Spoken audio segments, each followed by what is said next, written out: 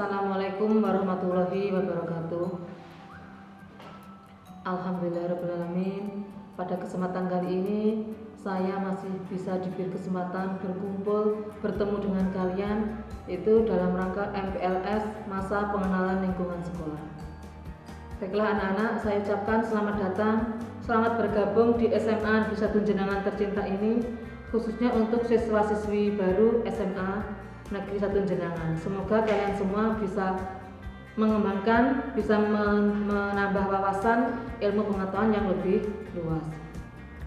Baiklah, sebelum saya memasuki materi yang saya sampaikan, saya akan memperkenalkan diri. Nama saya Bu Nike Nurdianingsih. Saya mengampu mata pelajaran Pendidikan Agama Islam. Alamat rumah saya Desa Sedah, Kecamatan Jenangan, Kabupaten Ponorogo. Baiklah anak-anak, kalian semua tentunya tahu bahwa negara kita bahkan di dunia sedang diuji mengalami masa pandemi COVID-19. Entah kapan berakhirnya tidak tahu. Di sini saya akan menyampaikan yaitu protokol kesehatan. Protokol kesehatan adalah upaya kesehatan masyarakat yang merujuk pada sejumlah tindakan yang dilakukan dalam rangka pencegahan penyakit COVID-19, penyakit yang sangat membahayakan bagi kita. Kemudian istilah prokes mulai banyak digunakan saat pandemi COVID-19 berlangsung. Di Indonesia, pemerintah menetapkan prokes bagi masyarakat di tempat penyebaran virus COVID dengan cara yaitu kita memakai masker, kemudian mencuci tangan dengan sabun hand sanitizer, kemudian menghindari kerumunan, membatasi mobilitas. Itu adalah salah satu cara untuk mencegah penyebaran COVID-19 supaya selamat diri kita, orang-orang yang kita sayang, dan semuanya selamat itu dengan mematuhi protokol kesehatan tersebut. Kemudian angka kasus kematian hingga saat ini terus meningkat yang cukup signifikan. Akhirnya bagaimana? Masyarakat dihimbau patuhi protokol kesehatan untuk tetap di rumah, stay at home.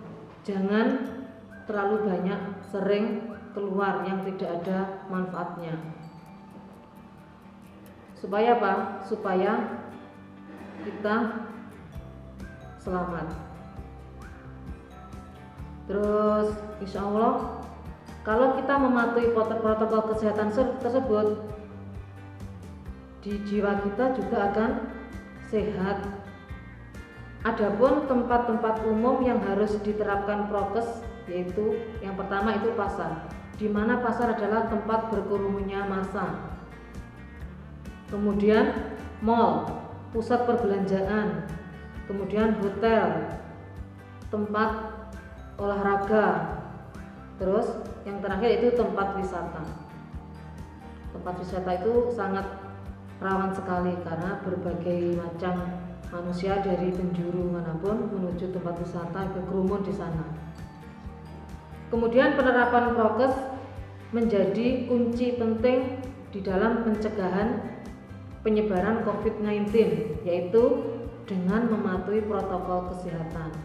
Awalnya dulu 3M, yaitu memakai masker, mencuci tangan, menjaga jarak. Terus berikutnya berkembang lagi, tambah lagi, yaitu 4M, 5M sampai dengan 6M. Tambah 1 yaitu menghindari kerumunan. Kemudian yang 5M tambah 1 lagi yaitu mengurangi mobilitas. Kemudian yang 6M yaitu menjaga asupan makanan yang bergizi. Gizi asupan yang kita makan harus seimbang, harus banyak gizi yang kita makan supaya badan kita sehat. Kemudian 7 prokes di lingkungan masyarakat yang harus kita patuhi, yaitu yang pertama itu pakai masker. Menggunakan masker itu masker yang sekali pakai. Kemudian ketika memakai masker itu dari hidung sampai bawah dagu supaya virus bagaimana? Polusi udara tidak masuk melalui lubang hidung dan lubang mulut, kecuali kalau makan. Maaf, saya tidak pakai masker karena saya menyampaikan materi. Yang kedua, cuci tangan.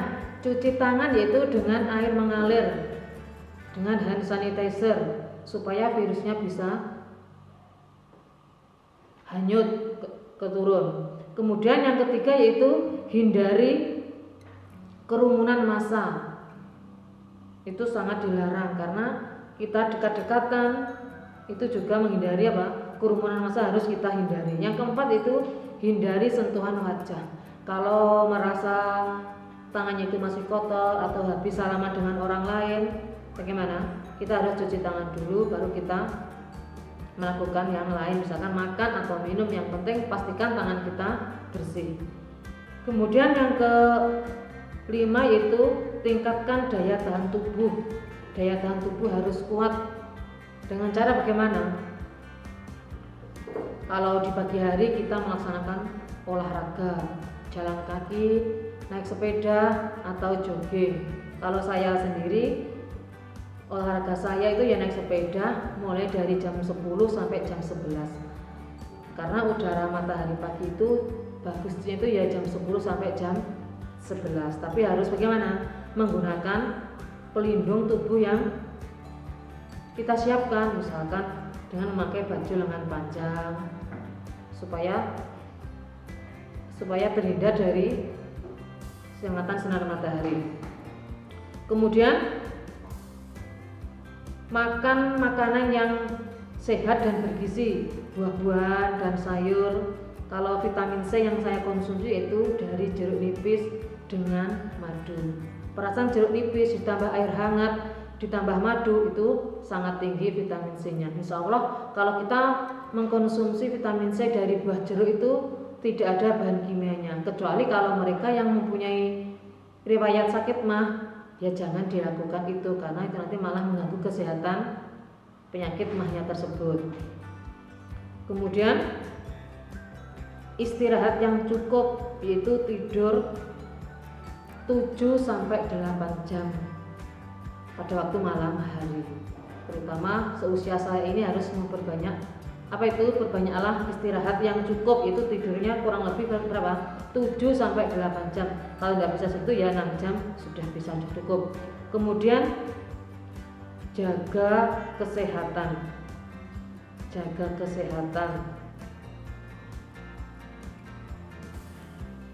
Terus kemudian istilah itu tadi ya, protokol kesehatan dari 3M, 4M sampai 5M itu sebenarnya juga termasuk anjuran dari Rasulullah, anjuran di dalam agama Islam bahwa kita harus selalu bersih, diri kita harus harus bersih. Misalkan dari mencuci tangan, kalau istilahnya bagaimana? Menjaga diri kita suci dari dari yang membatalkan itu tadi, berarti menjaga wudhu kita. Kemudian memakai masker itu untuk menutupi auratnya kita dari wajah. Kemudian menjaga jarak sesama siapa anak-anak yang bukan muhrim harus jaga jarak. Itu kalau menurut pelajaran syariat yang dianjurkan Rasulullah.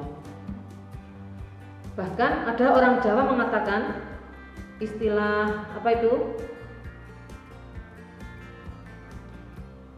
3M tadi ya, mematuhi protokol 3M, 4M dan sampai 6M tadi ya. Orang Jawa memberi istilah lockdown. Lockdown itu ada keterangannya masing-masing.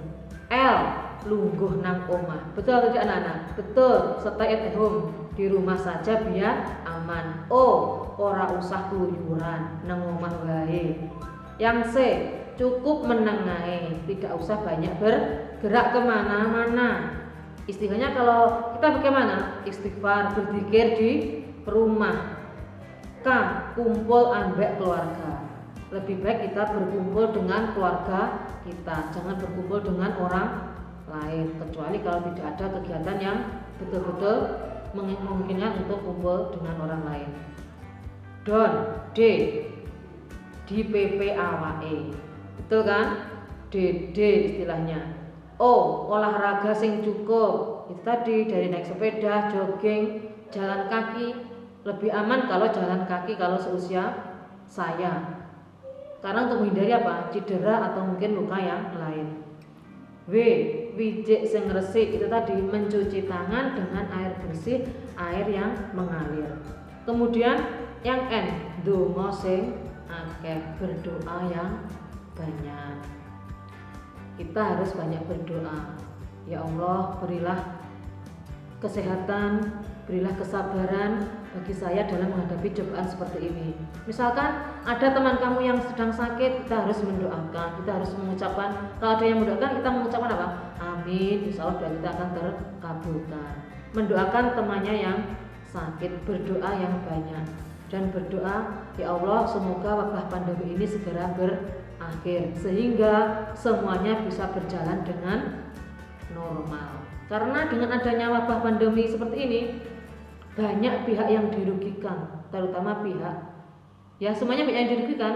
Misalnya kamu sekolah kamu ya, kamu sekarang sudah kelas 1 toh, kelas 1 SMA.